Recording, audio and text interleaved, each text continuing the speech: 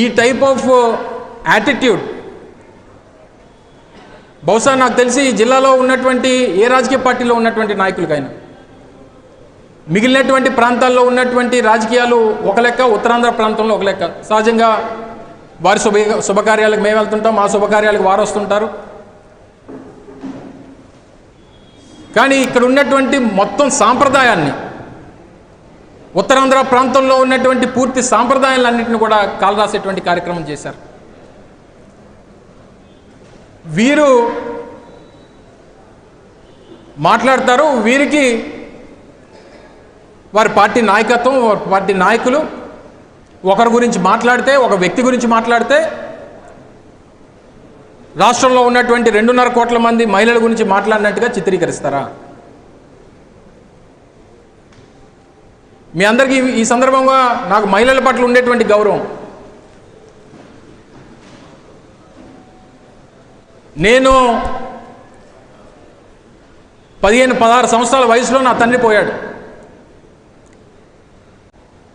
నేను, మా అక్క, నా తల్లి, నా కుటుంబానికి పెద్దగా ఉన్నటువంటి నా తండ్రిని కోల్పోతే నా కుటుంబాన్ని,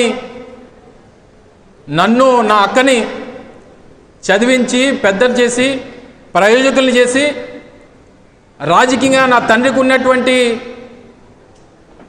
రాజకీయ వర్గాన్ని నిలబెట్టినటువంటిది నా తల్లి. 15 సంవత్సరాలు, నా తల్లి కూడా చిన్న వయసులో 18 ఏళ్ళకి పెళ్ళి అయిపోయింది. 36-37 సంవత్సరాల వయసుకి నా తండ్రి చనిపోయాడు. ఆ వయసులో నా తల్లి నన్ను, నా అక్కని పెంచింది. అంటే వారిద్దరి మధ్య నా తల్లి, నా అక్క మధ్యలోనే పెరిగా. రాజకీయంగా నాకు బాటలు వేసింది నా తల్లి.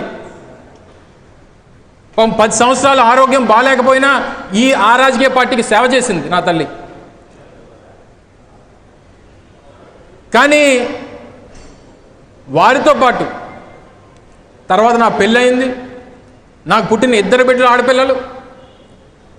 అంటే నేను మొత్తంగా మహిళల మధ్య, అది నా కూతుర్లు కానివ్వండి, నా భార్య కానివ్వండి, మా అక్క కానివ్వండి, నా తల్లి కానివ్వండి, వారి మధ్య పెరిగినటువంటి వ్యక్తిని. నాకు మహిళల పట్ల ఏ రకమైనటువంటి గౌరవం ఉంటుందో నాకు కొత్తగా చెప్పాల్సినటువంటి పని లేదు. నా రాజకీయ పార్టీలో ఉన్నటువంటి నా సహచరులను అడిగితే చెప్తారు, మా పార్టీ నాయకులను అడిగితే చెప్తారు. కానీ నీలాంటి వాళ్ళకి అది అర్థం కాదు. నీకు నేను సంజాయిషి ఇవ్వాల్సినటువంటి పని అంతకన్నా లేదు. రాజకీయంగా మమ్మల్ని అన్నప్పుడు రాజకీయంగా తిరిగి మాట్లాడాల్సినటువంటి బాధ్యత మా మీద ఉంది. మా క్యాడర్కి, మా కార్యకర్తలకి భరోసానివ్వాల్సినటువంటి బాధ్యత మా మీద ఉంది. నువ్వు ఏది పడితే అది మాట్లాడతానంటే ఖాళీగా కూర్చోడానికి ఎవడో సిద్ధంగా లేడు. చాలామంది సమాచారం చెప్తా ఉన్నారు, సార్ మీ మీద కేసులు పెడుతున్నారు, కంప్లైంట్లు ఇస్తున్నారు, రాష్ట్రంలో వివిధ ప్రాంతాల్లో కంప్లైంట్లు ఇస్తున్నారు. ఎవరో వచ్చిందా, కర్నూలులో ఇచ్చారు, ఆంధ్రప్రదేశ్లోనే కాదు దేశంలో అంతర్జాతీయ స్థాయిలో నీకు నచ్చిందే ఇచ్చుకో కంప్లైంట్. I'm ready. నేను తప్పు మాట్లాడలేదు, నేను మహిళలను ఉద్దేశించి మాట్లాడలేదు, ఒక వ్యక్తిని ఉద్దేశించి మాట్లాడా. ఆ వ్యక్తి చేసినటువంటి వ్యాఖ్యలను ఉద్దేశించి మాట్లాడా. నేను రెచ్చగొట్టేటువంటి వ్యాఖ్యలు చేయలేదు, వారు రెచ్చగొట్టేటువంటి వ్యాఖ్యలు చేస్తే దానికి సమాధానం ఇచ్చా. గుడ్డు పగల కొడతావా? నేను చాలా అనొచ్చు, నాకు చాలా అడ్డొచ్చేస్తూ ఉన్నాయి.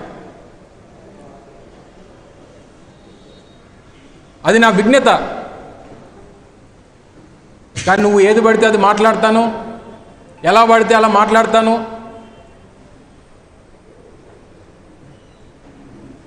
ఈసారి మళ్ళీ అదే రిపీట్ అయితే ఇది కూడా మళ్ళీ రిపీట్ అవుద్ది అనేటువంటి విషయాన్ని తెలియజేస్తా ఉన్నా. తగ్గేదే లేదు అనేటువంటి విషయాన్ని తెలియజేస్తా ఉన్నా. ఇది మా కార్యకర్తల తరపున వారికి కూడా ఈ సందర్భంగా తెలియజేస్తా ఉన్నా. మీ వల్ల ఈరోజు మా పార్టీ నాయకులు, కార్యకర్తలు, మా సోషల్ మీడియా వారియర్స్ వల్ల ఈ తప్పుడు కోతలన్నీ ఈరోజు రాష్ట్ర ప్రజలందరూ కూడా చూశారు. ఎవరిది తప్పో ప్రజలు నిర్ణయిస్తారు. ఎవరేం చేశారో, ఎందుకు ఈ వ్యాఖ్యలు చేయాల్సినటువంటి పరిస్థితి వచ్చిందో అనేటువంటిది ప్రజలు నిర్ణయిస్తారు. 11 రోజుల నుంచి మీ పక్క నియోజకవర్గంలో 4 ఏళ్ళ జ్ఞానేశ్వరి అనేటువంటి 4 ఏళ్ళ పాప తప్పిపోతే ఆ కుటుంబ సభ్యులకి వెళ్ళి భరోసాని ఇవ్వాలి, వారికి ధైర్యాన్ని నింపాలి. ఈరోజు సోకాలు మాట్లాడినటువంటి మహిళా లోకం అంతా కూడా, తెలుగుదేశం పార్టీలో మాట్లాడినటువంటి సోకాలు నాయకులందరూ కూడా, చివరికి ఆ హోంమంత్రి కూడా పక్క నియోజకవర్గంలో ఉండి వెళ్ళకపోతే ఈ లా అండ్ ఆర్డర్ ఏమైపోయినట్టు, ఆ కుటుంబానికి భరోసా ఏమైనట్టు? డిఎస్సిలో స్కామ్ జరిగిపోతే, ఉద్యోగాలు అమ్మేసుకుంటే దాని గురించి మాట్లాడకూడదు. ఆక్వా రైతులకి ఇబ్బందులు పడుతూ ఉంటే, ఫీడ్ రేట్లు పెరిగిపోతూ ఉంటే, ఆత్మహత్యలు చేసుకోవాల్సినటువంటి పరిస్థితి వస్తే దాని గురించి ప్రతిపక్షం మాట్లాడకూడదు. రిమాండ్లో ఉన్నటువంటి ఒక వ్యక్తిని, పోలీస్ కస్టడీలో ఉన్నటువంటి ఒక వ్యక్తిని కొట్టి చంపేస్తే, చంపినటువంటి వ్యక్తిని తీసుకెళ్లి తగలబెట్టేస్తే హోమ్ డిపార్ట్మెంట్ ఏం చేస్తుందో తెలియదు. దాని గురించి ప్రశ్నిస్తే మహిళా లోకం,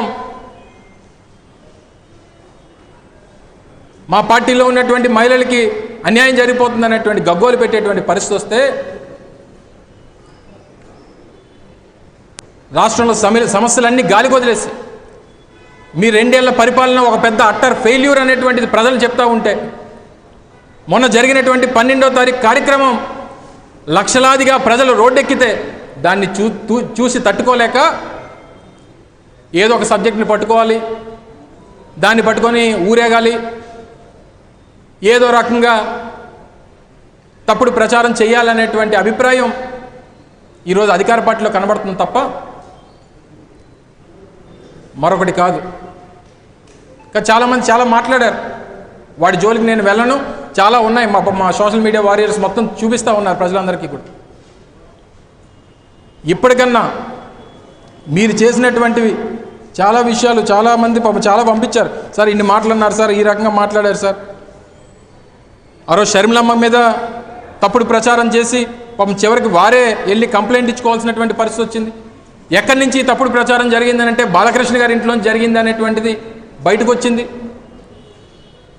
సో ఇన్ని రకాలుగా ఈరోజు రాష్ట్రంలో డిపార్ట్మెంట్ గురించి ప్రశ్నలు అడిగితే దిక్కులు చూస్తున్నారు మంత్రి గారు. అదే జగన్మోహన్ రెడ్డి గారిని నంగరాజన్ తిట్టు, అమర్నాథ్ని గుడ్డు అని తిట్టు అంటే మాత్రం పాపం చిన్నప్పుడు మొన్న 3 ఏళ్ళ వరకు మా నాన్నమ్మ ఉండేది. పాపం నేను ఎక్కడైనా బయట తిరిగి వస్తే రోజు గుడితో దిష్టి తీసి పడేసేది. పాపం మా నాన్నమ్మ లేని లోటు మొత్తం రాష్ట్రంలో తెలుగు మహిళలు అందరూ తీర్చేశారు. నాకు ఉన్నటువంటి దిష్టి అంతా తీసేశారు. నేనేం బాధపడాల్సినటువంటి పనిలా,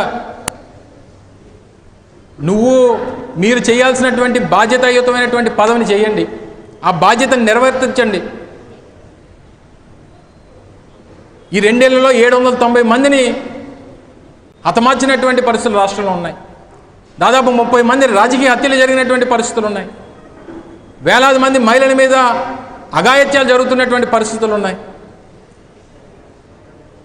మన డిప్యూటీ సీఎం గారు ప్రతిపక్షంలో ఉంటుండగా 30,000 మంది మహిళలు అపహరించబడ్డారు, వారిని వెనక్కి తిరిగి తీసుకొస్తామన్నారు. ఈ 2 ఏళ్ళలో ఎంతమందిని తిరిగి తీసుకొచ్చారో చెప్పండి మంత్రి గారు.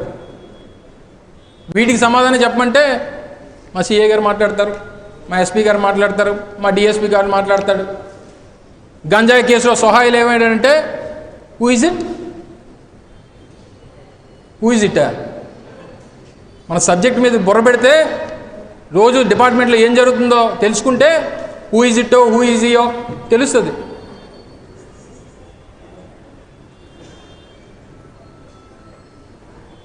ఆ ఇంగ్లీష్ కూడా సరిగ్గా వచ్చేయడదు. హూ ఈజ్ హీ అంటే ఇప్పుడు మగవాడిని అంటే హూ ఈజ్ హీ అంటారు, ఆడదానంటే హూ ఇస్ షీ అంటారు.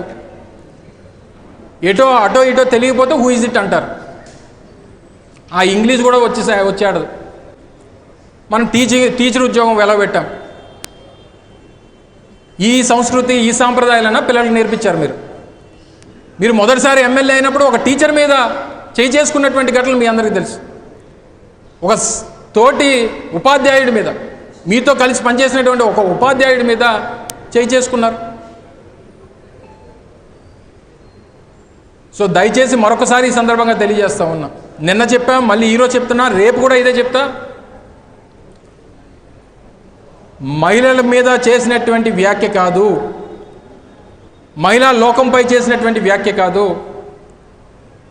కేవలం ఒక తెలుగుదేశం పార్టీకి చెందినటువంటి ఒక మహిళ చేసినటువంటి వ్యాఖ్యల్ని మాత్రమే ఖండించాను. మహిళల పట్ల నాకున్నటువంటి గౌరవం గురించి మీ అందరికీ చెప్పాను. వారి తాలూకా ఆలోచన విధానాన్ని ప్రజలకు చూపించాను. ఇంతకు మించి నేను చెప్పాల్సినటువంటి అవసరం లేదు. ఇంతకు మించి మళ్ళీ ఎవరన్నా మాట్లాడితే ఈసారి సౌండ్ ఇంతకంటే గట్టిగా ఉంటుంది, ఈసారి రీసౌండ్ వస్తుంది అనేటువంటి విషయాన్ని మరొకసారి ఈ సందర్భంగా తెలియజేస్తా ఉన్నా.